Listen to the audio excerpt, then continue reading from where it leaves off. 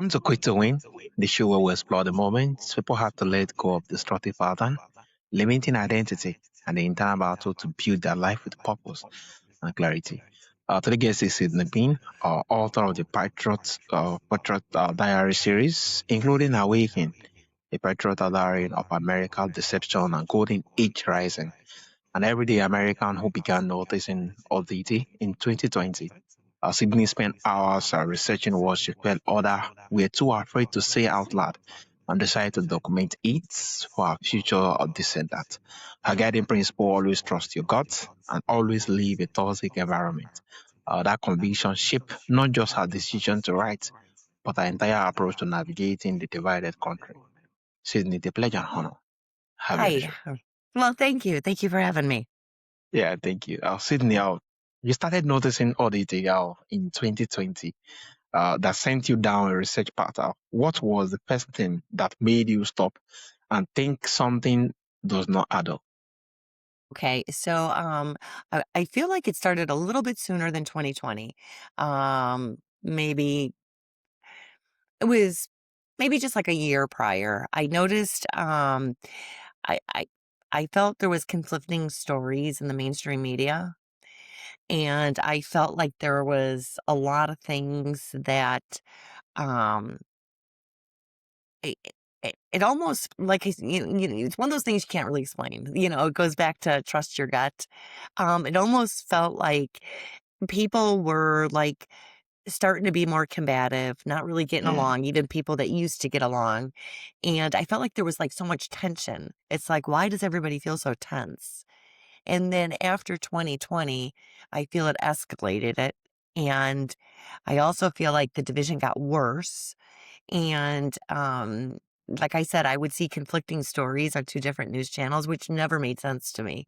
yeah, You know, you look at 2 different clocks, they're gonna tell you the same time. yeah, You know yeah, you know, it's the same, so why is there 2 different and it wasn't even like opinions, it was like, in their eyes, facts. It's like, "Okay, which one is it?" And, the biggest thing for me, and I never understood this, I feel like a lot of people lost their sense of humor. It was like people that I know for years that used to joke around, and it was like everyone got more serious. Everyone got mm, like almost like low key angry. And I would think, what is going on? And it just made me again trust your gut, your instincts. It just made me do a lot of research and everything just felt so different. And then, to make a long story short, you're talking where I'm at now, you're talking weeks, months, years of deep dives and researches. It's like, it was done to us. It was done on purpose. It wasn't our imagination. And there's millions of people that felt it. And there's millions of people that felt like me that they just felt there was something bigger going on. And why is everybody not getting along? yeah. And keep in mind, that's not everybody, it's not like the whole world was fighting. But people there was a difference for sure, and a lot of people know that. Yeah, amazing, amazing. Thank you so much for sharing. Having to stay in a whole lot of the process, especially in the media, having to be two conflicting ideas. Yeah, I mean, just imagine what it's gonna be like being that. It's really a whole lot. That and also, Mhm. you see someone was disowned by family members over the belief. What did witnessing that do to you, and how did it shape your decision to write? Well, what made me decide to start writing it was actually, is a suggestion from a friend of mine, and, me and her were discussing everything, and she kinda, half joking, half serious. She's like, "Sydney, you need to start writing this down." I'm like, "I'm too busy, blah, blah, blah, blah." Yeah. Well, then as things progressed, um, I realized I truly feel 'cause, it's not just the US, it's global. It's going on everywhere, and I really feel and I still feel this way. 6 years ago, I felt this way, and I still feel the same, that whatever is going on, um, I truly believe that my future grandkids, great-grandkids, will be learning about it someday in school. I don't think it'll be next month, but I think someday it's gonna come to that. So I started documenting just for them. I thought, okay, my adult kids, my own kids, will get a kick out of reading it 20 years from now. They'll think, oh, I remember that. And then it would be, if my grandkids do read it in school, how neat would that be to have Mm, something documented from their own grandmother? mm, And so it was not intended to be published. And after a while, though, it it turned into a book. It resembled a book. And I would hear so many stories about how people literally got disowned. Like if, or stopped inviting people to family parties. If they were on one side and the other person was on the other side, it's like they totally forgot that, hey, this is my friend. This is my relative. I love them. I don't care what side they're on. It's like people forgot their morals. And I would see heartbreaking messages, from grandmothers and aunts saying, oh, God, I wish my grandkids would talk to me again. So that's what made me decide to get it published. I thought, okay, even if you don't agree with it, you'll see where we're coming from. You'll see why we feel this way. Maybe it'll help people understand and reach out to that person that got disowned. That would be amazing. Um, and I feel like, last I checked, because like I said, it is global. yeah. There's like 9 million people that feel the same way I do worldwide. And they can relate to it. They'll understand. They felt the same way. So that's what made it actually turn into a book. Yeah. Amazing. Great in your thought when you get to see. Yeah, those conflicting ideas, the anger peoples and a whole lot of things and being able to create narrative. Not just for the general public, but for your descendant. And I think it's really amazing that they could actually more like get to go Yeah. back to the back to the histories and get to see the perspective from their moment. Yeah. It's amazing, and also your notes turn into a book series. At what point did you realize that what you were writing was bigger than personal documentation? Um, so, the first book, I decided, like the reason why I got it published. The second book, I felt like the story is not over. And well, I mean, you see what's going on. It's still not over. Who knows if it'll ever be over. So that's what made me do the second book, the continuation. And I'm actually working on book 3 now. So it will be a full series, 3, maybe 4 books. And I decided I'm just gonna keep writing till it's over, or I'm exhausted, or nothing happens, but I'll know when to end them completely. But right now, I'm not to that point. I'm gonna keep writing. Amazing, amazing. And Yes. also, you reach out to publishers and got a call back immediately with no editing of your Mm, voice. What did correct. it mean to be told that you were all and see that perspective was exactly what was needed? So, to be honest with you, I thought it was a long shot, because I will tell you this, none of the books are for the weak at heart. It's raw. It's very raw, and it's unfiltered. There's some parts where I'm not very nice in there. But the frustration is real. We've all, no matter what side you're on, we all felt that. The frustration is real. You could definitely tell when I had good days and bad days. Um, so, and it's loaded with conspiracy theories, loaded. Yeah. Whether they're true or not, nobody knows. And I specifically put it in there that I don't know if I'm right. I don't know if what I'm following is right, but this is what could be going on. So for those reasons, I'm like, no publisher is going to touch this. There's no way. And so I reached out to one, and yeah, they said we definitely want it. And they Oh, didn't. Yeah, and I almost fell over. And not only did they want it, I thought they were going to doctor it up. I thought they were going to maybe remove some of my language, and they didn't. They said that's what makes it so special, is that um, just a citizen's voice. I have no connections. It's just representing the people. It's just my voice, raw, unfiltered, and we don't want to change a thing. So that blew me over again. And yeah. So, and according to my reviews, that's what people love about it. They love that it's just real. It's not a fancy. Mm. book. It's just real. Yeah, amazing. And Yeah. also, you were careful to say that you never claim out to be 100% right. No, That you were present possibilities, not certainty. Now, right. why is that distinction important to you? Oh, it's so important to me. Oh, that is so important to me for several reasons. Number one, I don't ever want to be that person. I don't want to be like the mainstream media and try to shove my beliefs down your throat. This is what I stumbled upon. This is how I feel. This is what I think might be occurring, but you don't have to agree with it. So I don't want to come across as I'm shoving information down people's throats. But number two, I also I would be a fool to think that I cracked and figured out a military plan. No, I'm not that naive. There's no way of knowing if, and I also feel there's several different psyops going on. Um, so for me to say, oh my God, I stumbled upon this and this is what's gonna happen, it would be very arrogant of me. I don't know. I am not CIA. I'm not FBI. I'm not a whistleblower. I'm not ex-military. I'm not current military. So it would be very, very arrogant and self-centered to say, I'm right. You guys better buckle up. I do put that term in the book quite a bit, buckle up, but I also say, hey, I could be wrong. And then there was several things before it went to print and before it went to the shelves.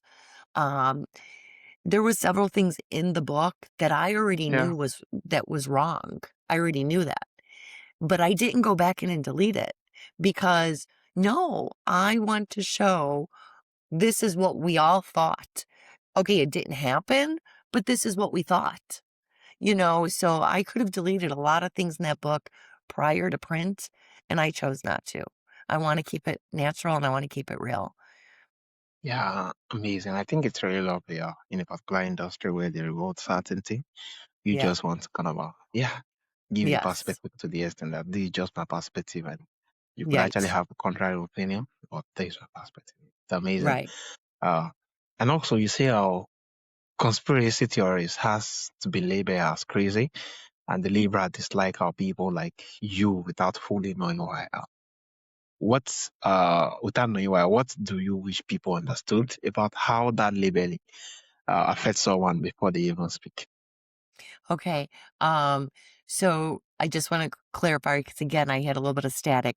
So you're saying, asked, there's a lot of people out there that might say crazy, and how do I feel about that? Is it? Yes, let me go Yeah, by. no problem. And I was well prepared. I prepared myself so much. Um, I even checked with my family. I'm like, "Are you guys okay with this?" Because, Yeah, people are gonna call your wife nuts, they're gonna call your mother's nuts, and they're like, "We don't care, go for it." Um, and I was really, really prepared to get all called all kinds of names, and it's the day is still gonna come. It hasn't happened yet, but the day is still gonna come. I know it will. But I have over 100 reviews, and they're most of them are, "Oh, thank God someone put down what I was feeling in words." Or, "That's exactly what I thought. She knows exactly how I feel." And another person said, "The book is so natural that I felt like I was talking to a friend under the edge of the bed." Um, the bad reviews, I wish I could meet those people because I wanna give them a hug and a compliment. I've never seen a more polite bad review. Two of them were, "There's no facts. Doesn't even make sense." But I guess it's something to think about, and then gives me 5 stars. So I'm like, wow. So even my bad reviews are actually pretty good. But I was waiting. I was waiting for horrible comments, and that hasn't happened yet. Now, sometimes if it comes up in public, I try to avoid politics in public at all costs. But sometimes if it comes up and someone's kind of on the same page, but I take it too far and I'm like, oh yeah, did you hear about this? And they'll look at me and they'll go, that's crazy. They won't call me crazy. Yeah. They'll say the idea was crazy, and and then I just put my hands up, and I'm like, "I know. I don't know if it's true, but I'm just telling Yeah. you." And then we drop it. Yeah. Amazing. I think this is very, very lovely work. Yeah. Yeah. Reinforcing every person to actually more like air their own opinion with that kind of, yeah, just being authentic to it without giving into what people feel and what people think. And yeah, it's really, really amazing. Yeah. Yeah. So for someone who has been silenced, who has been silencing their own belief out of fear of how family or friends will react, what do you want them to hear? Um, I think the most important thing is I feel really sorry, and I'm actually low key one of those people. I just feel really sorry for the people that they have no one to talk to about this. Or they might have someone to talk to about it, but they're afraid. And like you said, they don't want to be called crazy. So they keep it in. They go to all these, probably the same channels I follow. They go to these chat rooms, and that's their comfort.